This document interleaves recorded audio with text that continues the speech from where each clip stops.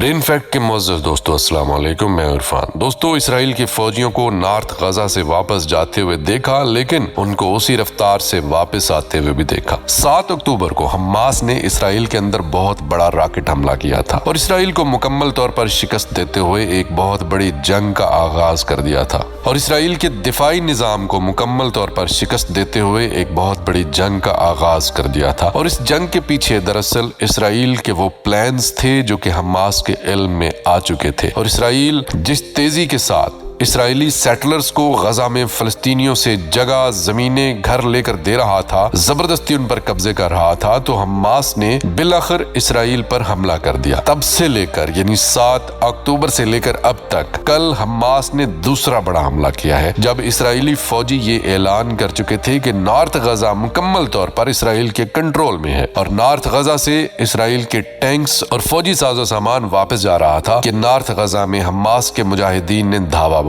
دیا، اور ایک بار پھر سے نارتھ غزہ میں شدید ترین جھڑپیں شروع ہو گئی ہیں، شدید ترین جنگ لڑی جا رہی ہے، اور ساتھ ہی ساتھ حماس نے 50 راکٹ سینٹرل اسرائیل پر داغے ہیں، جو کہ اس بات کا اعلان ہے کہ حماس ابھی تک اپنی پوری طاقت اور قوت کے ساتھ ڈٹا ہوا ہے، اور وہ جو اسرائیلی فوج کے دعوے تھے کہ حماس کی کمر توڑ دی، حماس کو تباہ کر دیا، وہ سارے کے سارے جھوٹ ثابت ہوئے۔ حماس نے ان راکٹ حملوں میں اسرائیل کے شہر نیٹیوٹ پر حملہ بولا۔ اطلاعات کے مطابق ان میزائلوں نے اسرائیل کے ڈیفنس سسٹم کو مات دیتے ہوئے کامیابی سے اپنے ٹارگٹس کو ہٹ کیا۔ دوستو، اب جو اطلاعات موصول ہو رہی ہیں ان کے مطابق اسرائیل کا آئرن ڈوم سسٹم پرانی طرز کے روایتی راکٹس کو تو انٹرسپٹ کر سکتا ہے، لیکن جدید، نئے اور سوفسٹیکیٹڈ راکٹس کو وہ ڈیٹیکٹ نہیں کر پاتا۔ اس کا ثبوت آپ کے سامنے رکھتے ہیں۔ کچھ دن پہلے اسرائیل کے بندرگاہ کے شہر حائفہ پر اسرائیل کی آئل ریفائنری میں آگ لگ گئی۔ اسرائیل نے کہا کہ یہ کوئی ٹیکنیکل مسئلہ ہو سکتا ہے، سائبر اٹیک ہو سکتا ہے، جس کی وجہ سے آگ لگی ہے، اور اسے میں نے اپنی ویڈیو میں جیسا کہ بتایا تھا کہ سائبر اٹیک کا نام دیا گیا تھا، لیکن اب ایک بہت بڑا دعویٰ سامنے آ چکا ہے، اور اب اسرائیل کے پاس کوئی اور راستہ نہیں ہے سوائے تسلیم کرنے کے کہ یہ ایک راکٹ حملہ تھا۔ عراقی ریزسٹنس،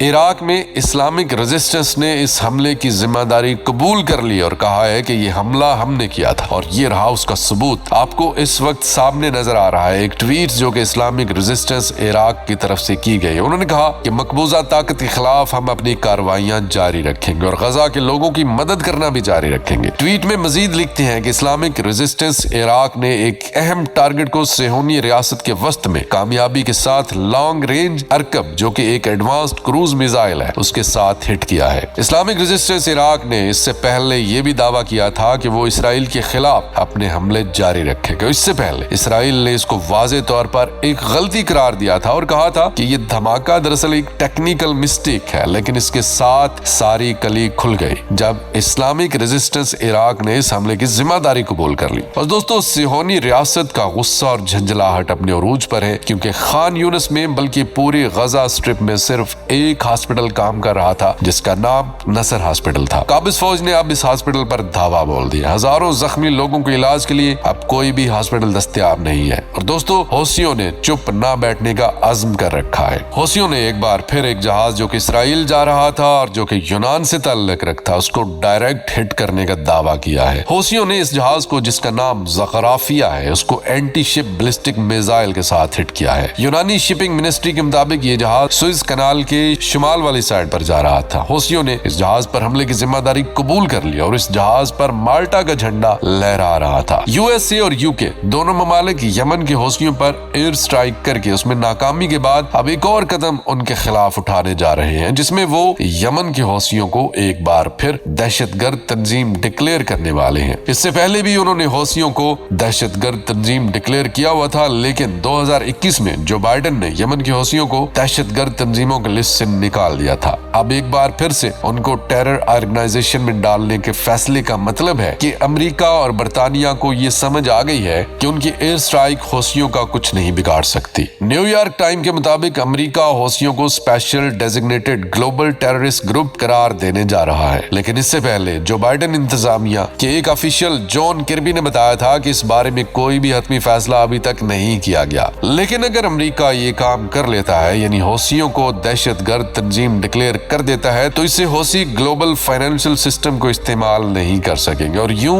उनको फंड्स हासिल करने में दुश्वारी का सामना होगा। और इसके साथ ही अमेरिका उन लोगों के खिलाफ एक्शन ले सकेगा जो होसियों को फंडिंग कर रहे हैं या उनको ट्रेनिंग दे रहे हैं। लेकिन दोस्तों, आपको बताते चले कि ना इससे पहले कभी होसियों ने इस चीज की परवाह की है और ना ही अब वो करेंगे। अब जबकि नॉर्थ गजा में हमास के मुजाहिदीन फिर से वापस आ गए हैं, जबकि इसराइल ये समझ रहा था कि हमास को उन्होंने शिकस्त दे दिया, लेकिन उनके जाते ही हमास के मुजाहिदीन ने फिर से ये दिखा दिया तुम कभी भी हमास को शिकस्त नहीं दे सकते। और दोस्तों, यहाँ पर आपको ये बताते चले कि ICJ international court of justice ने अनाउंस किया है कि 9 बरतानवी फौजी इसराइल की फौज में शामिल होकर फलस्तीन से जंग में मुलव्वस हैं। 4 बरतानवी मेंबर पार्लियामेंट जिन्होंने इंटरनेशनल लॉज को वायलेट किया है, उनको आइडेंटिफाई कर लिया है। इंटरनेशनल कोर्ट ऑफ जस्टिस फलस्तीन ने उसके सबूत और डोजियर्स हार्ड ड्राइव की शक्ल में मेट्रोपॉलिटन पुलिस वार क्राइम यूनिट को मुहैया कर दिए हैं। इंटरनेशनल कोर्ट ऑफ जस्टिस फलस्तीन के डायरेक्टर तैयब अली ने कहा है कि हमें हर कीमत पर इसकी साफ शफाफ इन्वेस्टिगेशन चाहिए। और दूसरी तरफ दोस्तों, साउथ अफ्रीका को फलस्तीन का साथ देने पर मसाइल का सामना करना पड़ सकता है। अमेरिका से कुछ बाद नहीं कि अमेरिका साउथ अफ्रीका में रिजीम चेंज करने के लिए मुखालफीन को सपोर्ट करना शुरू करते, क्योंकि साउथ अफ्रीका में अमेरिका और बरतानिया दोनों को इंटरनेशनल कोर्ट ऑफ जस्टिस के कटहरे में खड़ा कर दिया। अब देखना यह है कि क्या रशिया और चाइना इस सिलसिले में साउथ अफ्रीका की मदद करते हैं या नहीं। और दोस्तों, होसियों के हमलों की वजह से एक और कंपनी शेल ने अपने तमाम जहाजों को रेड सी में जाने से मना कर दिया और उसके साथ ही साथ जापान की सबसे बड़ी शिपिंग कंपनी NYK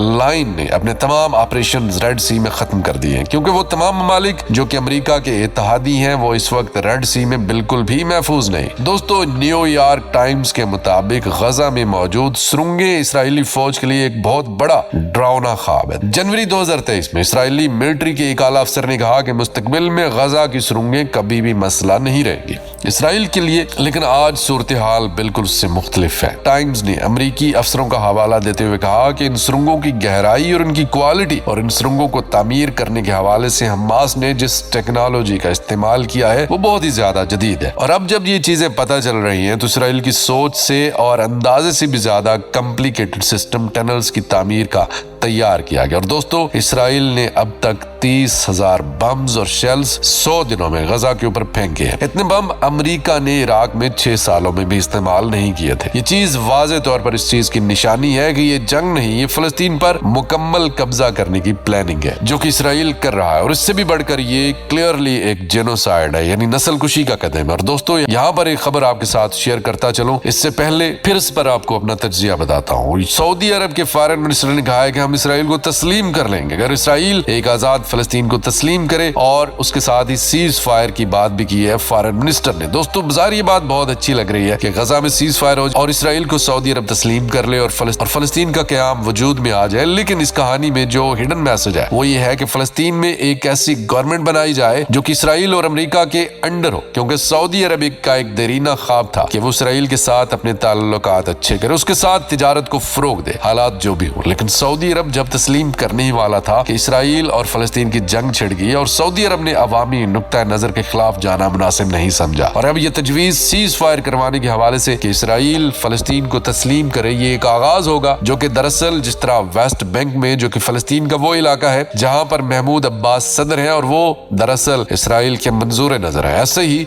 मुकम्मल फलस्तीन को इसराइल के ही किसी पपेट या कठपुतली के हवाले कर देने का प्लान है, जिसमें सऊदी अरेबिया अपना किरदार अदा कर रहा है। इसी हवाले से इसी तनाजर में आपको और बात भी एक बताते चलें कि इसराइल ने अपने जंगी बजट में इजाफा कर दिया और वो ये जंगी बजट हासिल कर रहा है वो पैसा उस टैक्स कलेक्शन जो कि इसराइल वेस्ट बैंक में फलस्तीनियों से करता है फलस्तीनी अथॉरिटी के नाम पर, और बाद में वो पैसा दिया जाता है फलस्तीनी अथॉरिटी को। लेकिन जंग शुरू हुई तो फलस्तीनी अथॉरिटी को वो पैसे देने से इसराइल ने साफ इनकार कर दिया, हत्ता कि जो बाइडेन के कहने पर भी इसराइल ने फलस्तीनी अथॉरिटी को पैसे नहीं दिए। और अब टैक्स कलेक्शन जो कि वेस्ट बैंक में फलस्तीनियों से की गई है वो पैसा उसमें से इसराइल अपने दिफाई बजट पर लगाएगा, यानी फलस्तीनियों का टैक्स कलेक्शन, फलस्तीनियों का पैसा इकट्ठा करके वही पैसा इसराइल फलस्तीनियों के खिलाफ जंग करने में इस्तेमाल करेगा। ये थी अब तक की ताजा तरीन अपडेट्स। मजीद अपडेट के लिए हमारे चैनल को सब्सक्राइब कीजिए, हमारे फेसबुक पेज को लाइक कीजिए और वीडियोस को ज्यादा से ज्यादा शेयर कीजिए और अपने कमेंट्स का इजहार करना मत भूलिएगा।